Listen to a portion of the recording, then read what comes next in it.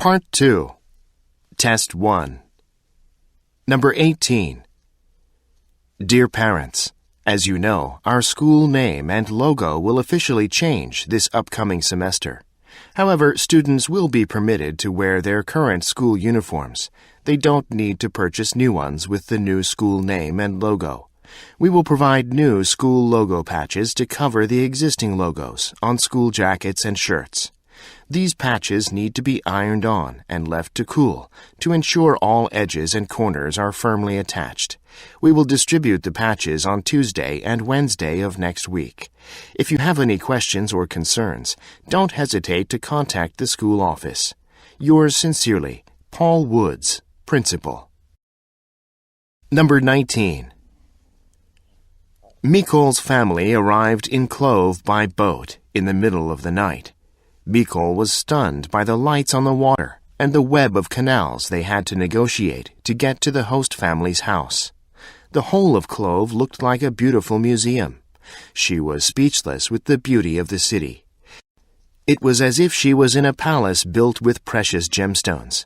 But then dawn rose, and she could see the decaying buildings, smell the foulness of the water, and feel in her bones how everything was rotting. Clove had awfully betrayed her expectations. "Welcome to the most beautiful place in the world," her family's host said around the breakfast table, and her brothers agreed. Mikol guessed they were just being polite, but she didn't want to hide her feelings. She frowned and stared at her plate. Number 20. Many students hear stories of what college is like from friends and family, but some of these tales contain misinformation that can actually hurt their college performance. For example, Andrew, one of our students, recently missed class because he was running late and heard from his brother that you shouldn't bother to even go to class if you will be more than 10 minutes late. He told Andrew that professors don't let anyone in when they are so late.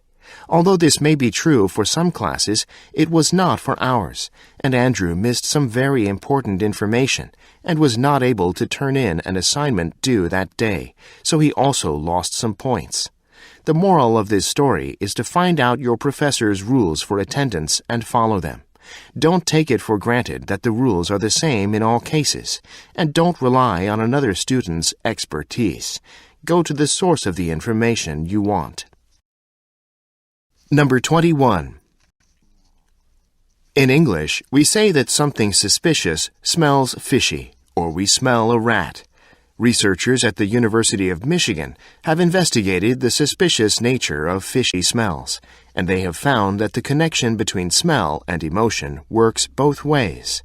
Fishy smells make us suspicious, and being suspicious makes us more sensitive to fishy smells. So they tested the ability of subjects to spot misleading information and to distrust it. A slight whiff of fish oil in the air, they found, made it more likely that people would scrutinize unreliable information with suspicion, and less likely that they would accept it unthinkingly. They also created the opposite scenario. By getting a researcher to act suspiciously during a smell test, they found that people whose suspicion was aroused were more likely to discern fishy smells and better able to label them correctly. An atmosphere of suspicion sharpened their response only to fishy smells, not to other smells. Fishiness really is an attitude as well as a smell. Number 22. The accessibility of your information's designated home can determine how well you maintain the data in that location. Your data and information must be easy to access and retrieve. Otherwise, you are unlikely to put information in its designated home. Maybe you want to put a paper document in its proper file, but aren't willing to leave your desk. Walk 3 steps to the right, lift up your arm, pull open a drawer that is difficult to open, find the file, and then put the information inside the file, which is too full to hold anything more anyway. Or maybe you don't want to take the time to click through 5 or 6 icons and files in a directory to access a file for updating electronic data. So instead of going through all that effort, you'll decide to put that information right there on your desk, where it stays and becomes slowly buried under lots of other inaccessible information. Number 23. Starting in the 1980s, in the hierarchy of joggers, it felt natural to aim to complete a city marathon. It was not only a test of manhood, it was also a proud, if breathless, symbol of mankind's need to take on physical challenges in the company of others.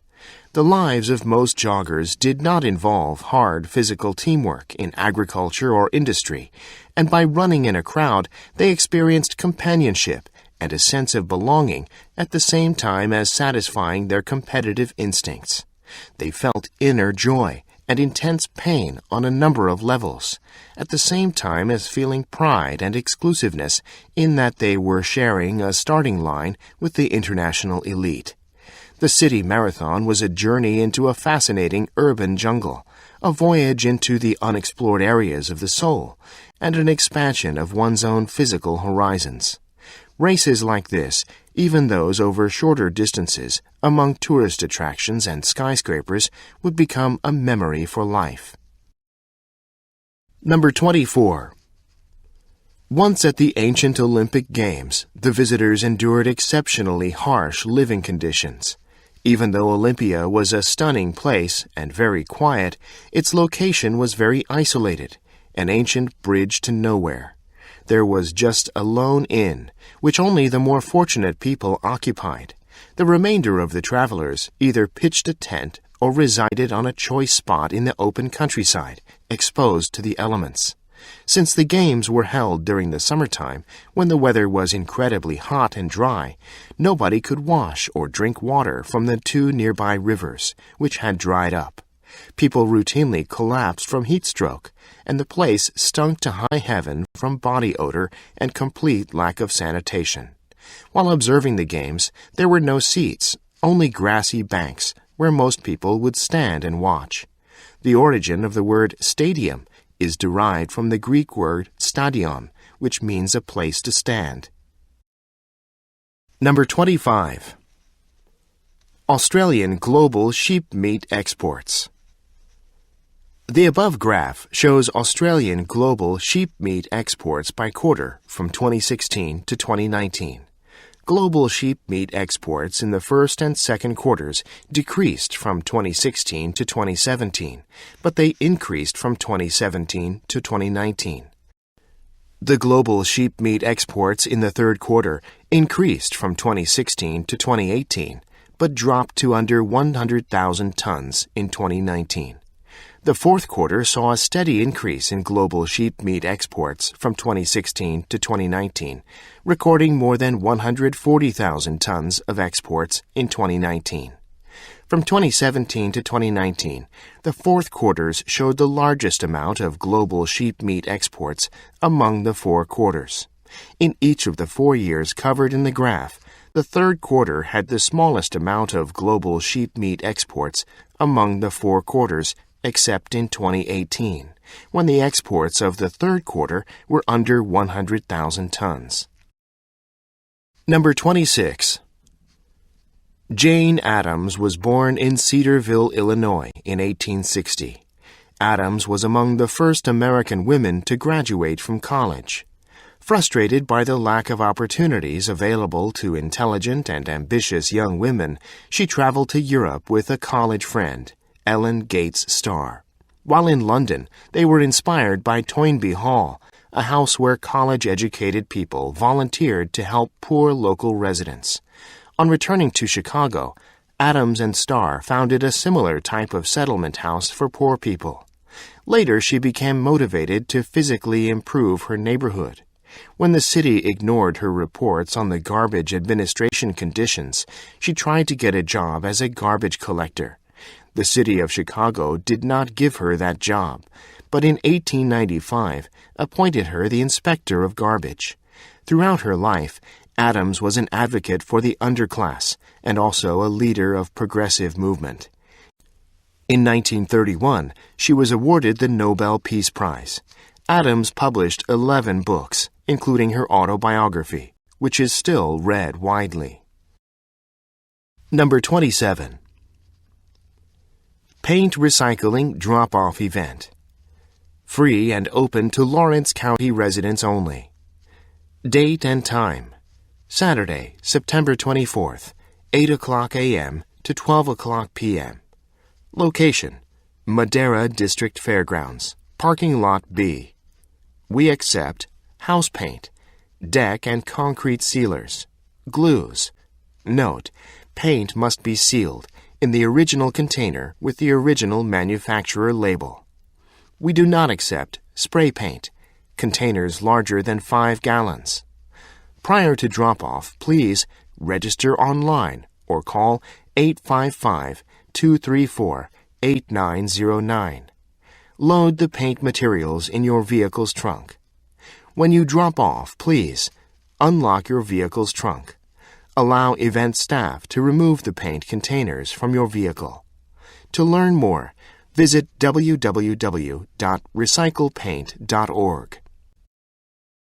Number 28. Heritage Soul Food Cook-Off.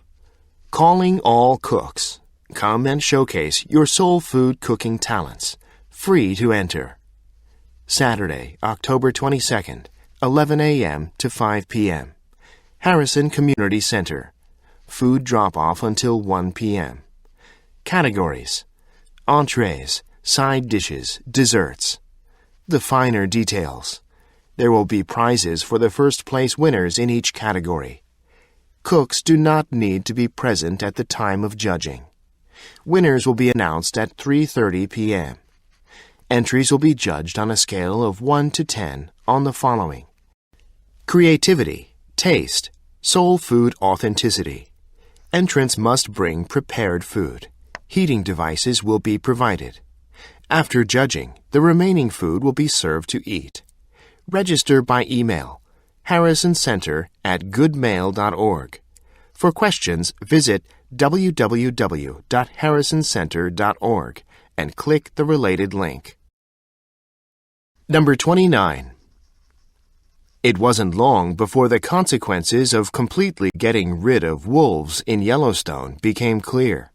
No sooner was the pressure from predators lifted than elk populations began to increase steadily, and large areas of the park were stripped bare by the greedy animals. Riverbanks were particularly hard hit. The juicy grass by the river disappeared, along with all the saplings growing there. Now this barren landscape didn't provide enough food even for birds, and the number of species declined drastically. Beavers were among the losers because they depend not only on water but also on the trees that grow by the river. Willows and poplars are some of their favorite foods. They cut them down so they can get at the tree's nutrient-rich new growth, which they devour with satisfaction.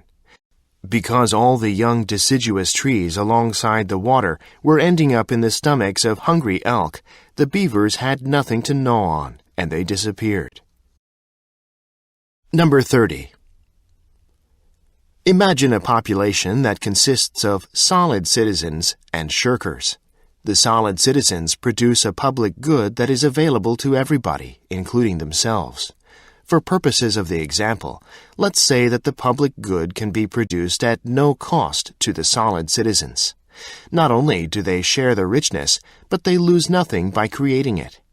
Even so, the solid citizens will not be favored by natural selection in this example, because the solid citizens and shirkers do not differ in their survival or reproduction. Natural selection requires differences in fitness, so raising or lowering the fitness of everyone in the population has no effect. If, as seems likely, the public good is costly to produce, the solid citizens will go extinct, even if they share the benefits, because their private cost reduces their fitness relative to the shirkers. Behaviors that are for the good of the group are at best neutral, if the public good is cost-free, and at worst maladaptive, if there is any cost associated with producing the public good. Number 31. Basketball's comparative lack of reliance upon technology allows it to make better use of space than a game such as hockey. Hockey players, using fiberglass sticks, skating on a low-friction surface, and wearing extensive protective gear, move at a speed that reduces their freedom to explore. As a result, hockey players tend to race swiftly from end to end with relatively few scoring opportunities. Basketball, in contrast, makes little use of technology. Players run, jump, and shoot virtually without the aid of technological devices. Therefore, the speed of the game is limited, not by technology, but by human possibility. Plays happen as quickly as humans move, not as fast as technology allows. This also explains why versions of basketball played on trampolines don't grab us, despite their heightened vertical appeal. We still love the horizontal, organic quality of basketball that is lost when the game is transformed into a technological sideshow that reduces the complexity of lived space. Number 32. Language plays an important role in how we think about people. Many philosophers in the Western tradition consider human language to be unique, and some even believe that language is fundamental to what makes us human. For Aristotle, command of language was necessary to make a distinction between good and bad, and so it determined who could belong to the political community. Descartes believed that we can deduce from the fact that animals are unable to speak that they do not think. The Enlightenment philosopher Kant concluded that animals had no logos, or reason, and therefore fell outside the moral community. For the phenomenologist Heidegger, language was so important for our place in the world that those who have no language cannot die, they simply disappear. All these philosophers defined language as human language, automatically excluding other animals. For them, language was connected to thinking itself and viewed as an expression of reason. Number 33. Most current social science is based on either analysis of laboratory phenomenon or on surveys, that is, on descriptions of averages or stereotypes. These approaches don't account for the complexity of real life, when all of our mental quirks operate at the same time. They also miss the critical fact that the details about the people we interact with and how we interact with them matter as much as market forces or class structures. Social phenomena are really made up of billions of small transactions between individuals, people trading not only goods and money, but also information, ideas, or just gossip. There are patterns in those individual transactions that drive phenomena such as financial crashes and Arab Springs. We need to understand these micro-patterns because they don't just average out to the classical way of understanding society. Big data give us a chance to view society in all its complexity through the millions of networks of person-to-person exchanges. Number 34. Science and technology can be easily put to the service of any decision. Science's esoteric character, its inaccessibility for many people, converts the scientific system into a resource that symbolizes independence and objectivity. That is why science has frequently been hailed as an authority that can be employed for controversial decisions. But a degree of distrust has always accompanied the development of science and technology, even though it does not seem that the future will be any different. A curious coincidence occurs in contemporary society. The loss of fear and respect for authority figures and for governmental regulations is accompanied by a growing concern about the negative effects of technological and scientific progress. When we consider the problems of the environment, the consequences of using certain technological devices, the perception that not all social problems can be rationally controlled or avoided or resolved through planning, it is clear that science and technology no longer enjoy general and unquestioned trust. It seems as if our decrease in fear is being compensated by an increase in concern. Number 35. Totemism is the symbolic association of plants, animals, or objects with individuals or groups of people, and is a characteristic feature of traditional societies. In one of the most well-known analyses of Totemism, Levi-Strauss argues that it is a common process in which the natural world is divided into different groups of species and things in ways which reflect and create social differences. He argues that the term totemism covers relations posed ideologically between two series, one natural, the other cultural. That is, a natural object comes to stand for or be the symbolic representation of a tribe or a social group. That tribe is recognized by its use of the object and its members' shared appreciation of what the object stands for. Most primitive tribes have no writing system, so it is not possible to learn much about the nature of their past social institutions. The object is thus simultaneously a natural and a cultural object.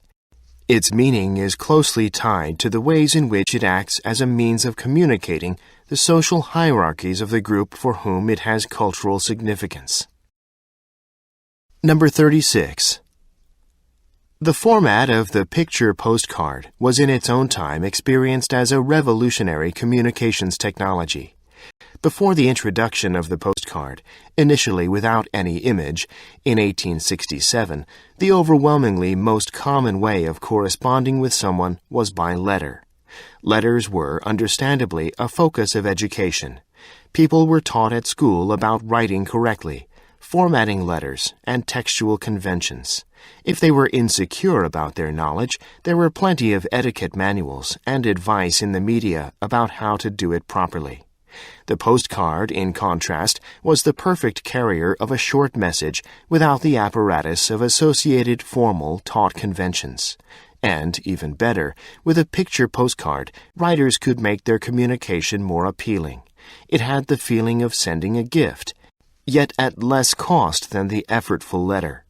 There was a tremendous choice of images available on postcards, not just scenes like local castles, but photographs of actresses and other celebrities, cute cats and dogs, reproductions of high art or popular culture items, really almost any topic photographers and publishers could think of, or you could commission or produce your own card. Number 37. The reproducibility of published results is the backbone of scientific research. Objectivity is crucial for science and requires that observations, experiments, and theories be checked independently of their authors before being accepted for publication. Indeed, a result to be recognized as scientific must be presented and explained in an article which has been reviewed and accepted by peers, i.e., researchers, able to understand, verify, and, if necessary, correct it. It is only after successful peer review that a new result can be published and belongs to scientific knowledge. Consequently, the set of all scientific publications is the common heritage that researchers have collectively built over centuries and are constantly developing. Given the constructive and universal nature of science, any researcher should have access as early and easily as possible to all scientific publications. Unfortunately, this is not the case today, as most peer-reviewed journals belong to a few major publishers who keep scientific articles behind paywalls. Since all over the world the majority of research programs are supported by public funds financed by taxpayers, not only researchers, but everyone from everywhere should have access to scientific publications. Number 38. Culture extends the degree of social participation and interdependence. Much of what people do in a culture is linked to other people and indeed to the culture generally. Even a seemingly private activity such as brushing your teeth is a form of cultural participation. The brand of toothpaste you choose reflects what the market has produced to offer you, and if there are several brands, your choice is probably shaped by cultural messages such as advertising slogans. In turn, your choices combine with those of many other toothpaste purchasers to determine which brands remain on the market and which ones fail and disappear. When a firm goes bankrupt, many individuals lose their jobs and their families may face troubles. Moreover, brushing teeth is not instilled in our genes via some evolutionary process that weeded out non-toothbrushers and left us all with an innate urge to brush. On the contrary, you probably brush because you were taught to do so by your parents, and probably you sustain the practice because you believe other people will like you better if your breath smells fresh and your teeth look white. Number 39. Today, in practice in industrialized countries, the rationale for protecting the intangibles created by intellectual property is essentially utilitarian, with the utility focused on promotion of innovation on the assumption that this will bring benefits for all. For example, knowledge about how to make something, unlike a physical object such as a piece of bread, can be used or consumed by one person without limiting its use by others. Sharing knowledge with others, then, does not reduce the amount you have, unlike sharing a piece of bread. However, it might reduce the advantage you may have had if you were the only one to know something, or were allowed to exclude others from using what you know. The problem is that while the widest possible dissemination of new knowledge makes for the greatest economic efficiency, if everybody is free to use new knowledge, inventors have little incentive to invest in producing it. The various forms of intellectual property stop that sharing, usually temporarily, by transforming knowledge from a shared public good into a private good. In other words, intellectual property creates scarcity where there need be none. Number 40. Imagine offering a group of people either donuts or chocolate ice cream. The group is indifferent overall, which means that half the people in the group will choose donuts and the other half will choose chocolate ice cream. Now imagine that a third option is introduced, and in this case, it is fish-flavored ice cream. The introduction of this option, which is less preferred than the other two options, can shift people's choices between donuts and chocolate ice cream. The attraction effect occurs when an unwanted option makes the option to which it compares most closely seem more attractive and leads people to choose the comparatively better option. In this case, it is chocolate ice cream. The key to why this is such an interesting effect is that the third option is undesirable and therefore irrelevant, because no one would ever choose fish-flavored ice cream. All the people should still be undecided about whether they want chocolate ice cream or donuts. But all of a sudden, because of the fish-flavored ice cream, the chocolate ice cream seems more appealing. Adding a less favorable option to an existing choice set increases the likelihood of people choosing the option that can be its alternative from the original set. Numbers 41 and 42. The most plausible explanation for the science communication problem is the public's limited capacity to comprehend science. The public is only modestly science literate. About half, we are regularly reminded, understands that the Earth orbits the Sun in a year as opposed to a day. Less than a quarter knows that nitrogen is the most common gas in the Earth's atmosphere. Less than 10% can make sense of a 2x2 contingency table essential to determining the ratio of true to false positives when assessing medical test results. So how can members of the public possibly be expected to understand what scientists are saying when scientists try to explain complex issues like climate change or nuclear power? More important still, members of the public do not think the way scientists do. They rely on rapid, intuitive, affect-driven sources of information processing to the exclusion of the deliberate, conscious, analytic ones essential to making appropriate judgments of risk. As a result, they tend to overestimate the magnitude of more emotionally charged disasters, e.g. terrorist attacks, and discount more consequential but more temporally or emotionally remote ones, e.g. the impact of human-caused climate change. They also are more likely to rely on defective heuristics, such as crediting the opinions of their peers, a form of reasoning that can trigger self-reinforcing states of polarization. Numbers 43 through 45. University of Guelph, Canada, researcher Christopher Charles, with the help of 2 researchers from Research Development International in Cambodia, took on the project of helping the Cambodians overcome their iron deficiency. This deficiency led to anemia, with the associated problems of headaches and impaired brain development for infants. Solving the problem seemed to be easy. Get more iron into their diet. However, solving the problem turned out to be hard. The Cambodians were not rich enough to be able to afford red meat. Indeed, iron deficiency, which affects approximately 3.5 billion people, is a disease of poverty. If the Cambodians were to cook in iron pots, that would work, but they found the iron pots to be heavy and expensive, and so they would not use them. Putting a piece of iron in their cooking pots while cooking food would also work, but the Cambodians disliked such designs as circles.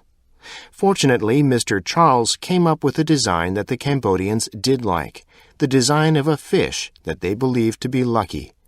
Mr. Charles said, "Some nights I wondered what I had got myself into. Here I was in a village with no running water, no electricity, and no way to use my computer." He added, "We knew some random piece of ugly metal wouldn't work, so we had to come up with an attractive idea. It became a challenge in social marketing."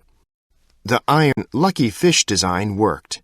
Mr. Charles said, "The iron fish, 7.6 centimeters long and about 200 grams, work by boiling them in water or soup for a minimum of 10 minutes to enhance the iron. We're getting fantastic results. There seems to be a huge decrease in anemia, and the village women say they feel good. No dizziness, fewer headaches. The iron fish is incredibly powerful.